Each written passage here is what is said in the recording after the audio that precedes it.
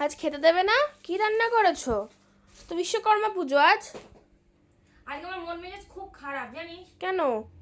আজকে বিশ্বকর্মা পুজো, প্রত্যেকের বাড়িতে কি হয়, মাংস হয় তাই তো। হুম মাটন হয়, মাটন। হুম। আর আমাদের বাড়িতে কি হয়েছে বলতো? কি? তার জন্য আমার ভীষণ মন খারাপ, খেতেই ইচ্ছে করছে কি না। হয়েছে? না গো বন্ধুরা, আজকে আমি ভীষণ খুশি। আজকে তোমাদের সাথে একটুখানি মজা করলাম। তো চলো, বসে রয়েছি আমার মানে খাবার বাড়বো তার জন্য। তো দেখিয়ে দিই তোমাদের, আসো আসো আসো আসো। এখানে এখানে দেখো ভাত রয়েছে, গরম গরম ভাত, ঢাকা দিয়ে রেখেছি। এখানে এই যে পেঁয়াজ দিয়ে মুসুরির ডাল রয়েছে।